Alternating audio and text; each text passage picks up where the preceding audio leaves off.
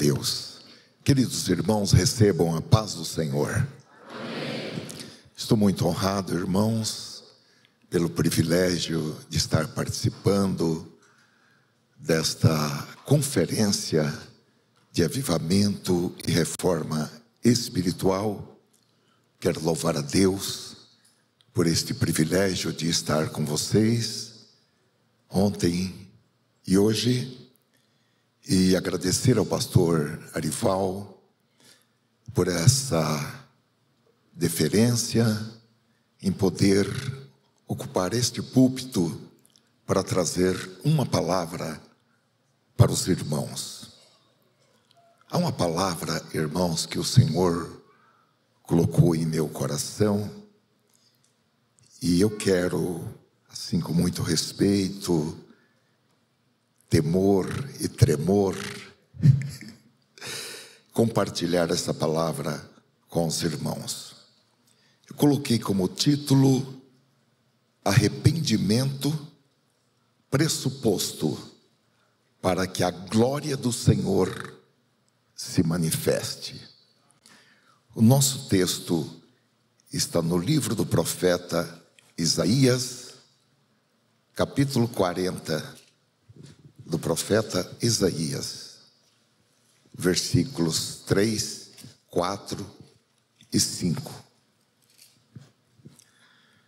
A preciosa palavra do Senhor nos diz assim: voz do que clama no deserto, preparai o caminho do Senhor, endireitai no ermo vereda a nosso Deus. Todo vale será exaltado, e todo monte e todo outeiro serão abatidos, e o que está torcido se endireitará, e o que é áspero se aplanará, e a glória do Senhor se manifestará, e toda a carne juntamente verá que foi a boca do Senhor que disse isso. Amém. Ó Senhor, nos ajuda na transmissão e na recepção desta palavra. Espírito Santo, vem suprir eventuais deficiências da minha comunicação, para que tudo aquilo que há no coração de Deus seja, Senhor, compreendido pelos teus servos, por nós nesta manhã, em nome de Jesus. Amém.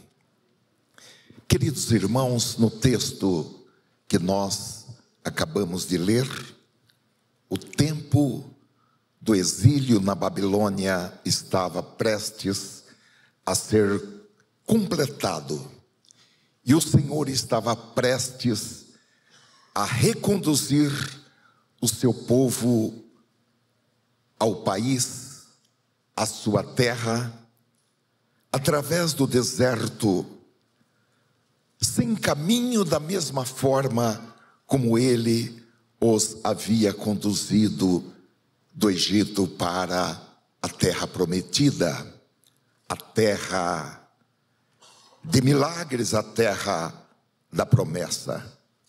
Novamente seria preparado um caminho no meio do deserto. Então o profeta Isaías nos diz que ele ouve uma voz que vem do deserto, e o arauto clama, ele dá instruções precisas sobre a preparação do caminho para o retorno do povo à terra que manava leite e mel, a terra do cumprimento das promessas, terra de novidades, de surpresas e de milagres. E o caminho de volta a essa terra seria uma jornada, uma marcha, em que o Senhor estaria à frente do seu povo, e com ele viria a sua glória. E a voz diz que a glória do Senhor se manifestará. E todas as pessoas verão o brilho dessa glória. E toda a carne saberá que foi o Senhor quem exatamente prometeu e realizou tudo isso. Abacuque, capítulo 3, versículo 3, diz que quando Deus se movimenta, a sua glória cobre os céus e a terra enche-se do seu louvor. Porém, para que a glória do Senhor se manifeste em seu brilho, a voz que vem do deserto está ordenando que todo caminho tortuoso seja tornado um caminho plano e reto, a fim de que se torne um caminho adequado para o Senhor. Então, irmãos, essa ordem que é ouvida desde o deserto é uma ordem absolutamente clara.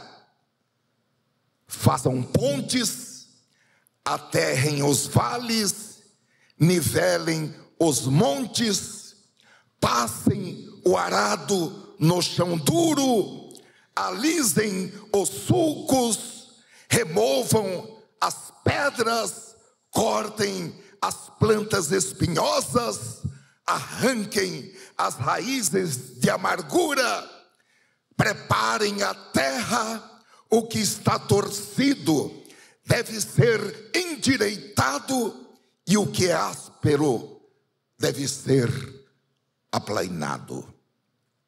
Isso significa que deverá haver uma revisão, uma organização ou uma reorganização na vida interior de cada um deles, com a remoção de opiniões, conceitos, pensamentos, palavras do vocabulário, condutas, processos mentais, comportamentos e tudo mais que não for apropriado para o caminho do Senhor. E mesmo, irmãos, aquelas expressões que, apesar de terem aceitabilidade social e terem respaldo legal, se tais opiniões estão em oposição aos pensamentos de Deus, elas devem também ser sumariamente eliminadas, porque na preparação do caminho para a terra da promessa, que propiciará uma jornada com a presença do Senhor, com a manifestação da sua glória, até mesmo pensamentos e ideias que nunca foram externados, que apenas estão no âmbito de conjecturas interiores, se esses pensamentos e essas ideias forem incompatíveis com o sentimento que houve também em Cristo Jesus, esses pensamentos e essas ideias devem passar pelo processo do arrependimento e ser confessados e sumariamente eliminados. Aqui, irmãos, está se referindo ao tipo de pecado que está apenas na instância do foro íntimo.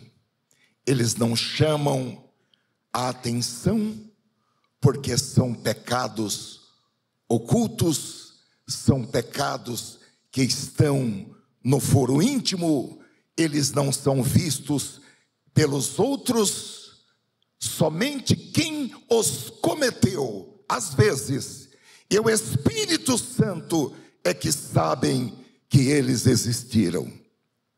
Francamente, Irmãos, esse tipo de pecado é o mais perigoso, porque ele se confunde com o nosso jeito de ser, se confunde com a nossa personalidade, se confunde com a nossa natureza, a ponto de nós mesmos ficarmos enganados e crermos que não são nada além dos nossos sentimentos e das nossas emoções.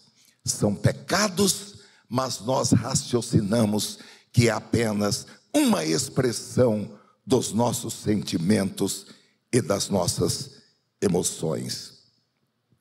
Exemplificadamente, vamos nominar desses pecados a vaidade, o rancor, a lascívia, a soberba, inclusive e principalmente a soberba espiritual, a cobiça, que muitas vezes é confundida com a admiração, mas lá no seu núcleo, no seu interior, há uma alimentação pelo desejo de bens do próximo, do cônjuge do próximo, da posição profissional do próximo, porque ele e não eu, dentre muitos outros pecados secretos do coração. Todavia, irmãos, apesar de serem pecados invisíveis e até pecados aceitáveis pelo bom senso geral, na realidade, esses pecados, que são pecados guardados em compartimentos secretos do coração, eles se constituem como barreiras e impedem a recepção cordial, a recepção alegre e amorosa daquele que conhece pensamentos, palavras, opiniões que não foram verbalizados e que talvez nunca o serão, mas pelo fato de estarem internalizados na mente, são incompatíveis, são impeditivos para que a glória do Senhor se manifeste em seu esplendor. Davi, ao descrever no Salmo 51 o seu arrependimento, confissão e perdão alcançado, ele declara no versículo 6: eis que amas a verdade no íntimo e no oculto me fazes conhecer a sabedoria. Meus queridos irmãos, Deus quer a santificação do nosso íntimo, que é a fonte, o nascedouro dos nossos pensamentos secretos. A santificação do nosso íntimo é fundamental para que seja criado um ambiente, uma atmosfera onde o Espírito Santo goste de estar. Um ambiente onde o Espírito Santo não se entristeça e onde o Espírito Santo não se extinga. E a voz que vem do deserto diz que quando tudo isso estiver concluído, a reluzente glória do Senhor brilhará no seu esplendor, e ela será vista por todos os homens e mulheres, e todos serão tocados por ela, e todos saberão que foi o Senhor quem prometeu e quem realizou. Então, irmãos, nós podemos entender com muita clareza que o pressuposto para que a glória do Senhor se manifeste, para que a glória do Senhor seja vista por todos, é o arrependimento. O arrependimento e a confissão são condições indispensáveis para que a glória do Senhor se manifeste e seja vista por todos. A igreja, meus amados irmãos, precisa recuperar a prática do arrependimento e da confissão dos pecados, referida em Tiago, capítulo 5 e versículo 16. Confessai as vossas culpas uns aos outros e orai uns pelos outros, para que sareis. A oração feita por um justo pode muito em seus efeitos. Eu tenho entendido, meus amados irmãos, que há muitos servos e servas de Deus que padecem de transtornos na alma, como depressão, ansiedade, mal do pânico, esquizofrenia e outros transtornos que serão curados se tão somente não resistirem ao convencimento do Espírito Santo, convencimento do pecado realizado pelo Espírito Santo. Porque se deixarem ser convencidos do pecado pelo Espírito Santo e se deixarem passar pelo processo do arrependimento e confissão dos seus pecados, serão curados, porque esses transtornos não foram desencadeados porque o cérebro está sofrendo de alterações químicas ou pela falta da produção de algum hormônio, de maneira, meus prezados irmãos, que não há nenhum desequilíbrio bioquímico, nenhum desequilíbrio biológico envolvido, há apenas desequilíbrio na alma causados pelo pecado. Então, irmãos, estamos falando de alguém que é salvo em Cristo, que se morrer agora vai diretamente para o céu. Todavia, há questões remanescentes ou até mesmo questões atuais na alma que precisam ser removidas, e a remoção somente se dará por um arrependimento profundo, um arrependimento eficaz com a confissão dos pecados.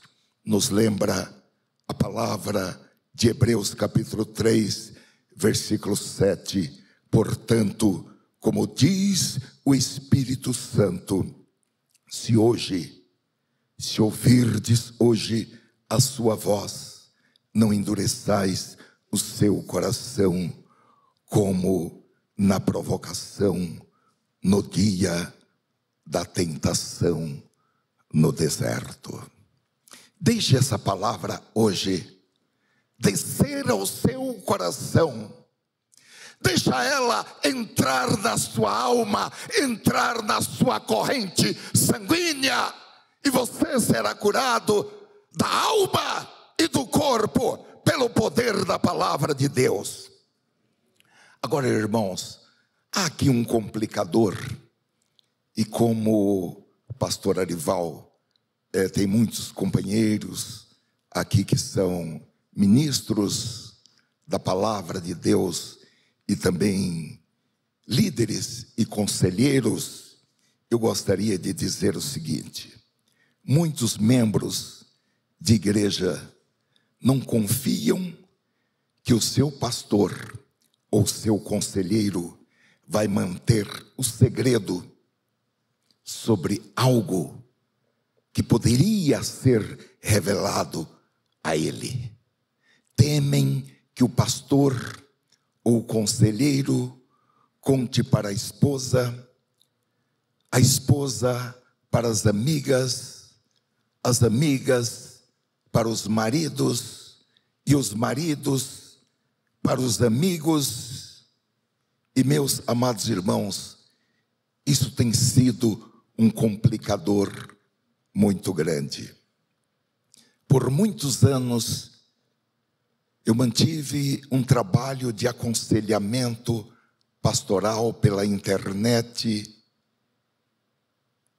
E a maior parte das pessoas que nós atendíamos eram pessoas, membros de igreja, ocupando até mesmo posições de liderança na igreja, mas que não tinham confiança de abrir a sua vida, abrir segredos íntimos para o seu pastor, temendo que ele não guardasse segredo. Nós temos aprendido, meus amados irmãos, que uma confissão é inviolável. O que se ouve na confissão de um irmão, ou que se lê em documentos relacionados, exige confidencialidade absoluta e tem que ser levado para o túmulo com o pastor. Não é aceitável que um pastor ou um conselheiro revele um segredo, seja a quem for, e também que não se refira àquela situação em um sermão, mesmo não revelando quem é a pessoa.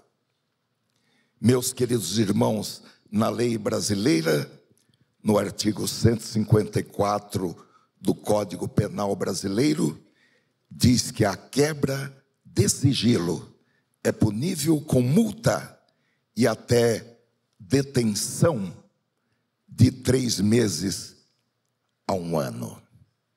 Isso é muito sério. Nesse ponto, eu gosto mais do direito canônico da Igreja Católica Apostólica Romana. O direito canônico trata o segredo da confissão como um sigilo sacramental. E o sacerdote que quebrar o sigilo da confissão, ele é excomungado, sem direito de defesa. No direito canônico, é o cânon 1388, parágrafo 1º. Depois, vocês podem conferir. O sacerdote, ele é excomungado, sem direito de defesa, porque violou o sigilo sacramental da confissão. Cabe a nós, meus amados irmãos, enquanto pastores, líderes, conselheiros, construir um capital de credibilidade para que as pessoas das nossas igrejas possam abrir os seus corações e, arrependidos, fazer a confissão, porque às vezes ela não consegue sozinha fazer isso com Deus, ela precisa de uma ajuda. Fechado esse parênteses, irmãos, ao longo da história e da história contemporânea, arrependimento e confissão têm se completado como preparação do caminho para que a presença do Senhor se manifeste, para que a sua glória seja revelada e para que o poder do Espírito Santo seja derramado de forma abundante. É preciso que haja uma atmosfera propícia para que isso aconteça. Não um derramamento do Espírito Santo limitado ou em gotas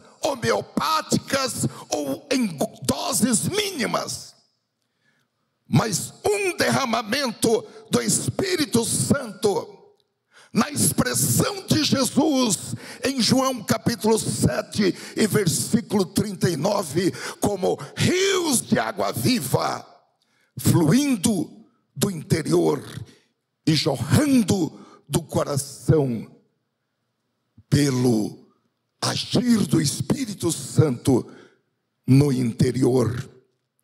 Ele se referia ao Espírito Santo que aqueles que criam nele iriam receber. Aquelas pessoas ainda não tinham recebido o Espírito, porque Jesus ainda não havia voltado para a presença gloriosa do Pai. Porém, meus amados irmãos, dentro de pouco tempo, a pregação apostólica, conforme Efésios capítulo 5 e versículo 18, era: enchei-vos do Espírito. Como nos disse o nosso pastor, esta é a necessidade atual da igreja, tanto coletivamente como individualmente, de todo crente. Porque, meus amados irmãos, ninguém conseguirá viver uma vida verdadeiramente espiritual sem a plenitude do Espírito Santo. E para isso é preciso arrependimento, confissão dos pecados, sejam eles pecados conhecidos ou não. Meus queridos irmãos, as nossas vidas devem ser marcadas por arrependimento e confissão diante da santidade do Senhor e diante da pureza da igreja, que é a noiva de Cristo. Martinho Lutero, nas primeiras das suas famosas 95 teses, escreveu: primeira, quando nosso Senhor e Mestre Jesus Cristo disse: arrependei-vos, Mateus 4,17, ele desejava que toda a vida dos crentes fosse de arrependimento. Segunda, esta palavra não pode ser entendida como se referindo ao sacramento da penitência, isto é, da confissão e da satisfação administrada pelo clero. Terceira, no entanto, não significa apenas arrependimento interior. Tal arrependimento interior é inútil, a menos que produza várias mortificações externas da carne. O arrependimento, meus amados irmãos, é algo íntimo. Ele nasce de maneira invisível aos outros, porque ele vem de dentro do coração, onde somente o Espírito Santo pode penetrar. Porém, o arrependimento torna-se visível, porque ele produz frutos dignos de arrependimento. E esses frutos são evidenciados por um estilo de vida transformado, por uma renovação da mente, pelo afastamento do modo de vida pecaminoso e uma mudança para um modo de vida que honra a Deus. As palavras do reverendo Lutero nos levam a uma pergunta: quem necessita de arrependimento?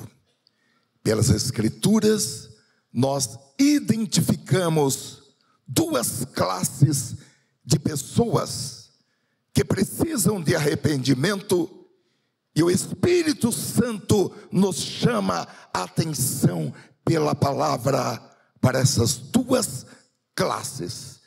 Primeira, os descrentes. Para os não crentes, o arrependimento é para a salvação e resulta em redenção. Embora, irmãos, como nós já ouvimos nesta manhã, as estratégias modernas de evangelização colocam uma maior ênfase na felicidade do evangelizando do que no arrependimento, na confissão dos seus pecados e na consequente santificação. Porém, Atos capítulo 3, versículo 19, está em pleno vigor. E a palavra do Senhor continua proclamando: arrependei-vos, pois, e convertei-vos, para que sejam apagados os vossos pecados, e venham assim os tempos de refrigério pela presença do Senhor. A pregação do Evangelho, meus amados irmãos, não pode ser uma propaganda enganosa, oferecendo tempos de refrigério para o perdido, sem que antes haja arrependimento, confissão, conversão, para que os seus pecados sejam apagados. Existe uma ordem estabelecida na palavra de Deus, e ninguém pode inverter essa ordem. Primeiro, arrependimento, e depois tempos de refrigério pela presença do Senhor.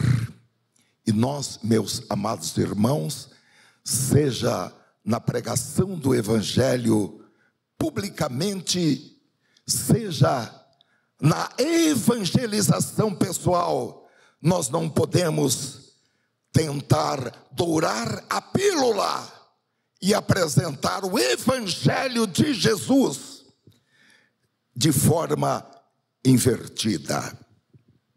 A segunda classe que precisa de arrependimento diz respeito aos crentes, porque para os crentes o arrependimento é para a santificação e resulta em avivamento, em manifestação da glória de Deus.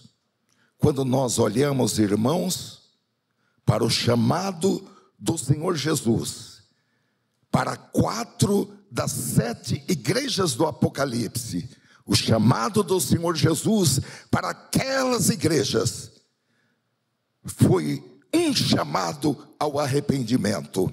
Apocalipse 2:5, para o anjo da igreja em Éfeso, Jesus disse: arrepende-te e volte ao primeiro amor.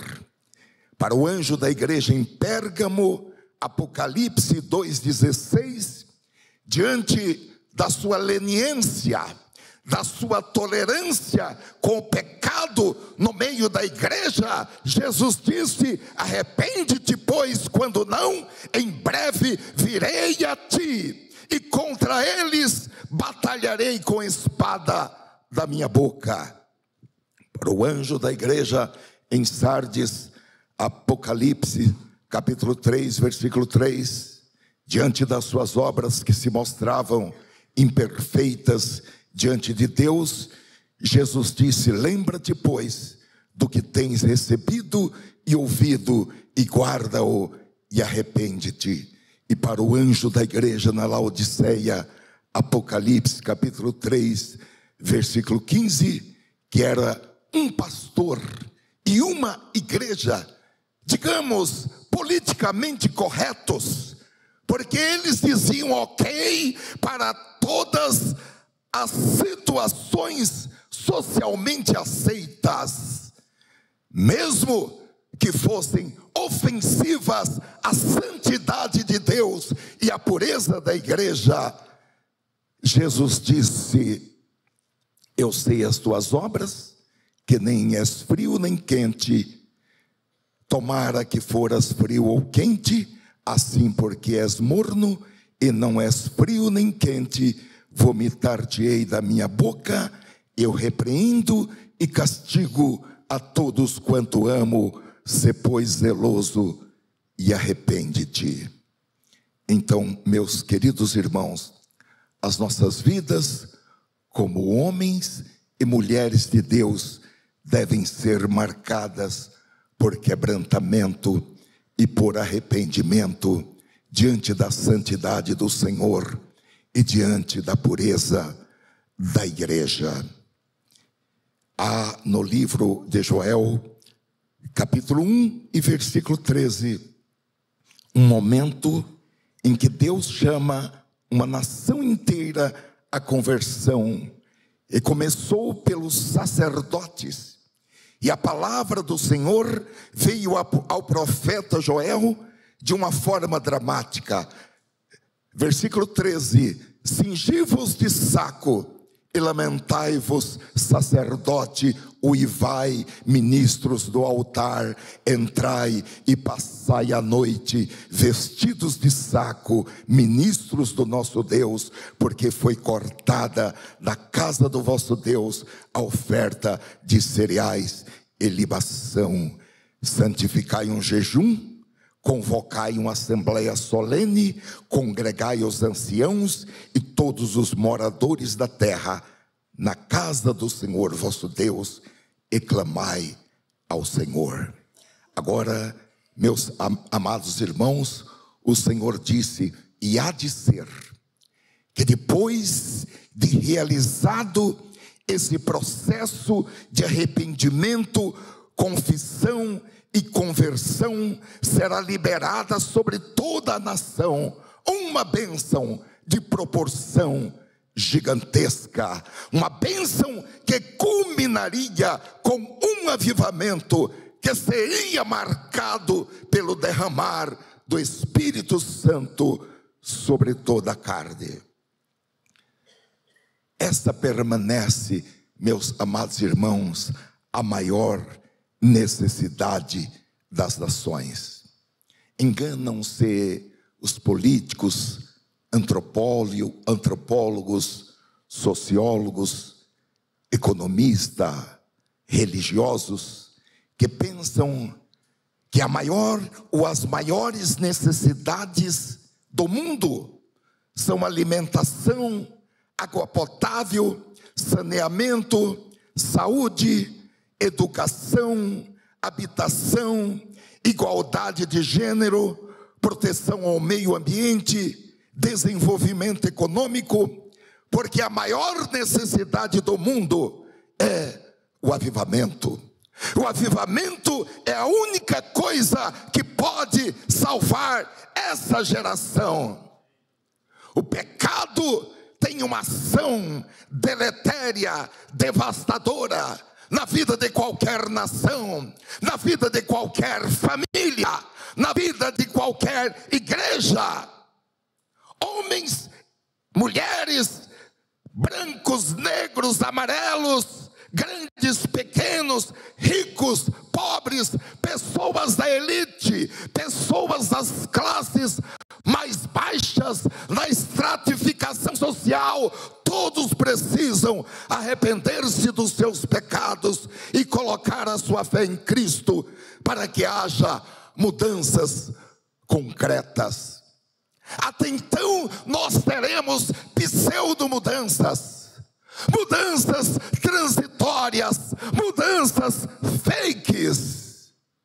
Sem arrependimento, esse mundo continuará indo de mal a pior, comprometendo, meus amados irmãos, o futuro dos nossos filhos, dos nossos netos e gerações afins.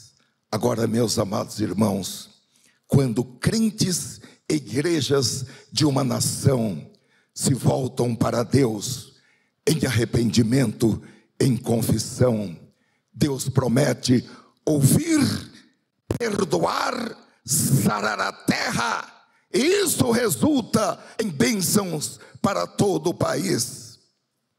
Um avivamento como este que nós estamos augurando, celebrando, ele traz bênçãos que ultrapassam as quatro paredes da igreja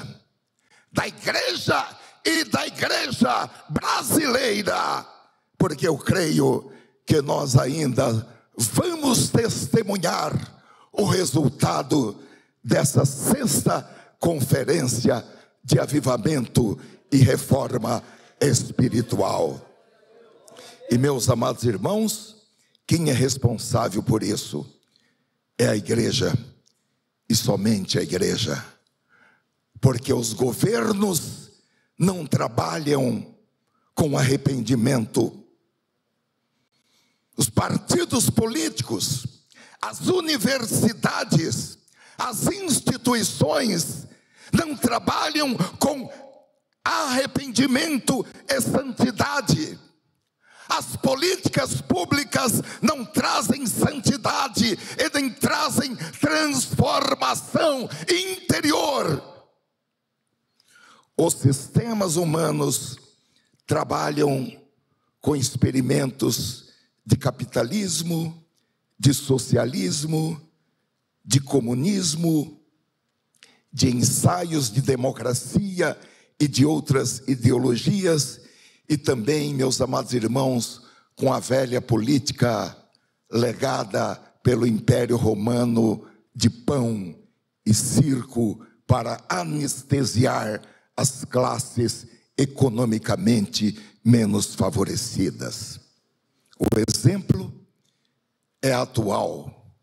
Governo e organizações estão investindo neste mês, nesta semana, bilhões de reais para oferecer o carnaval para a sociedade brasileira. Agora, meus amados irmãos, a igreja tem uma missão que está acima e além das instituições humanas. Porque somente a igreja do Deus vivo é que é a coluna e firmeza da verdade.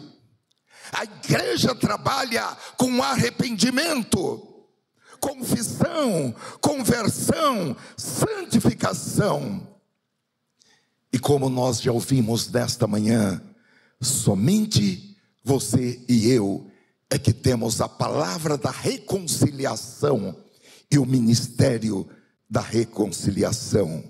E como igreja, nós precisamos orar e pregar santidade dentro das quatro paredes dos nossos templos, para que aqueles que são santos santifiquem-se mais, e depois sair por essas portas e ir para as ruas e pregar a mensagem do arrependimento, sem maquiação lá fora, onde os pecadores perdidos estão.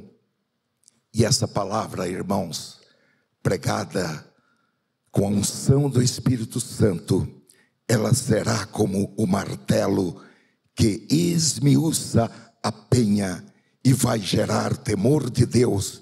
E com isso nós teremos milhões, nós teremos multidões de pessoas quebrantadas, arrependidas e convertidas.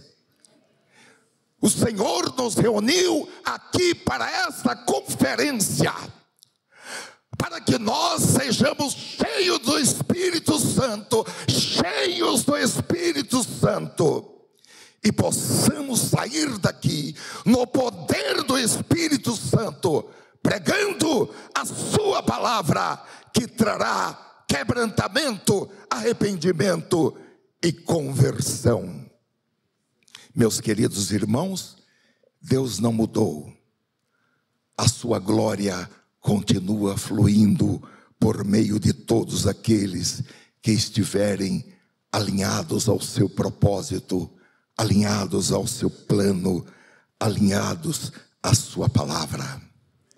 Esses homens e mulheres, como você e eu, pessoas simples, somos a boca de Deus e as mãos de Deus para este tempo presente. E assim como aconteceu lá no início de tudo da igreja primitiva, o Senhor vai cooperar por onde você passar e vai confirmar as suas palavras com salvação de almas e com sinais, miraculosos e prodígios. E para isso, não importa o seu ponto de partida, nem como tenha ocorrido, nem quando você tenha iniciado a sua carreira na fé cristã. Você pode ser um obreiro veterano na obra do Senhor, ou você pode ser um trabalhador chamado da 1ª hora. Aqui não importa o tempo de casa. Aqui o que importa é o alinhamento com a vontade de Deus.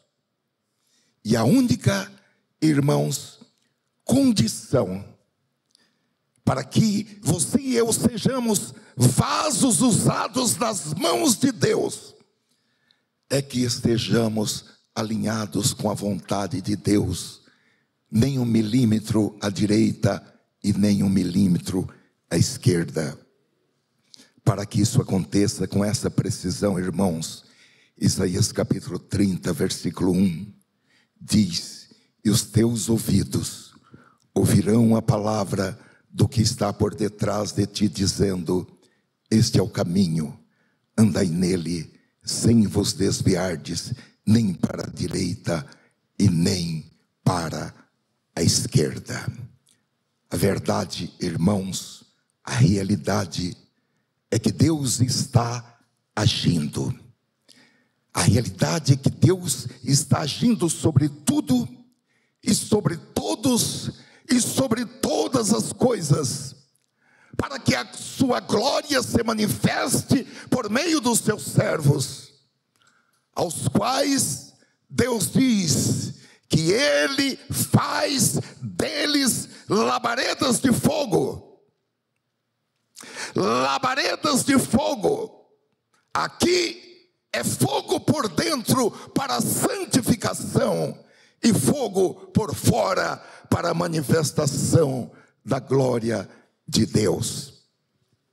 E meus amados irmãos, as Escrituras e a história cristã revelam que todos os personagens que foram protagonistas de um tempo de avivamento em suas épocas, eles foram encontrados fazendo exatamente o que o Senhor queria que eles fizessem e como o Senhor queria que fosse feito.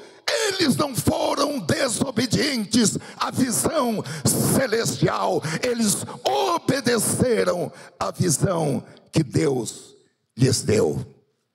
Esses homens mudaram o mundo em suas gerações, porque eles decidiram dizer amém aos planos de Deus para eles e fizeram uma conversão de 180 graus e tornaram os seus corações submetidos, submissos e entregues e convergentes à vontade do Senhor Jesus, para realizar, para aceitar, para obedecer, para cumprir o chamado dele em suas vidas.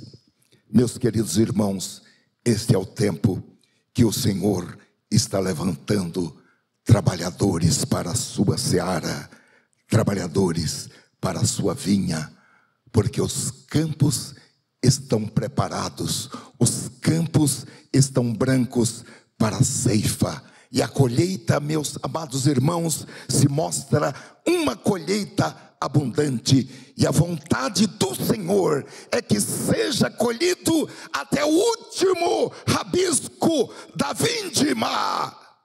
Nada deve ficar para trás.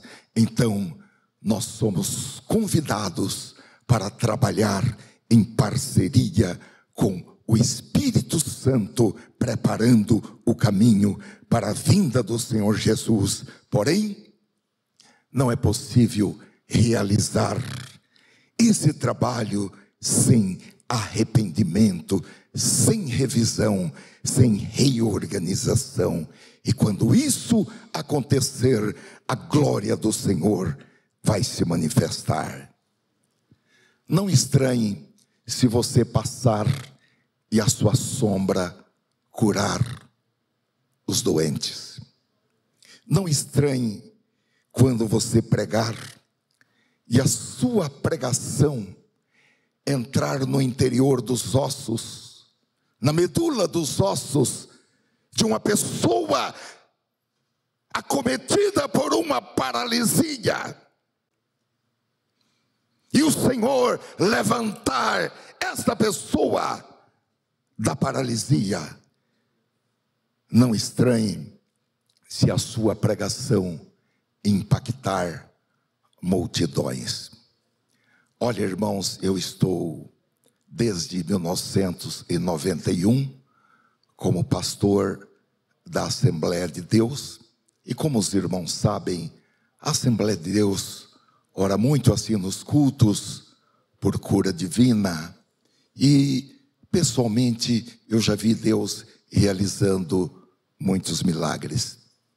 Porém, meus amados irmãos, o maior milagre que eu vi diante dos meus olhos foi numa noite em que eu estava pregando numa cidade aqui perto de Campinas, na cidade de Pedreira, e de repente as pessoas lá da igreja começaram a entrar num clima de alegria, e eu falei, eu não sou esse pregador para essas pessoas estarem com essa alegria toda, e a minha mensagem, ela não pode estar levando essas pessoas a essa alegria toda.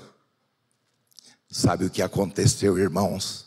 A palavra de Deus que estava sendo pregada, durante a pregação da palavra de Deus, a palavra do Senhor entrou na medula óssea de uma menina que estava sentada no banco da frente, no colo da sua mãe, e que havia sofrido de paralisia infantil, e estava com 7 anos, e nunca havia andado, e a palavra de Deus entrou nos ossos daquela menina, esticou os ossos, e a menina andou para a glória de Deus. Não estranhe quando você abrir a sua boca e Deus realizar milagres que vão impactar multidões. Vamos nos preparar, irmãos, porque este é o tempo da grande colheita. E Deus diz, eu não quero que fique nenhum rabisco, nem aquelas últimas frutas que estão lá no cume de uma árvore. Deus diz, eu quero que seja tudo colhido. E nós somos esses ceifeiros que vamos realizar esta tarefa para o Senhor. Eu termino, irmãos, com Atos capítulo 8, versículo 5, que trata do avivamento em Samaria.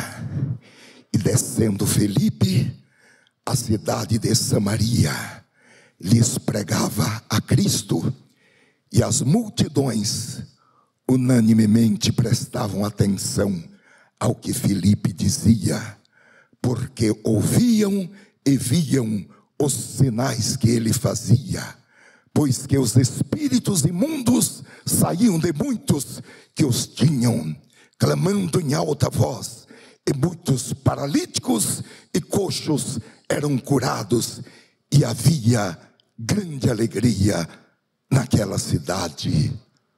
Amém. Ó Senhor, eu procurei entregar esta palavra dentro da máxima fidelidade, mesmo com as minhas limitações pessoais.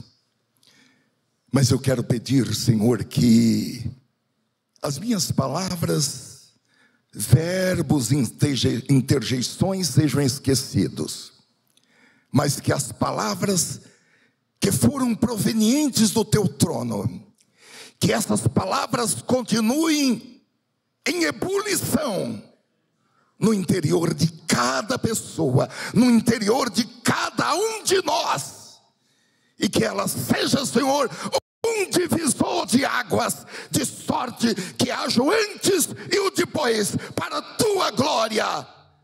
Nós precisamos, Senhor, da ajuda do Espírito Santo, para realizar a tua obra com eficácia, com poder.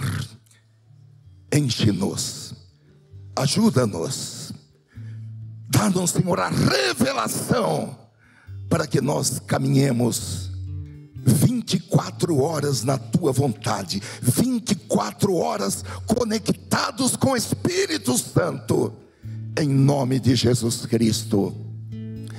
Por favor, levante a sua mão e diga amém. Graças a Deus.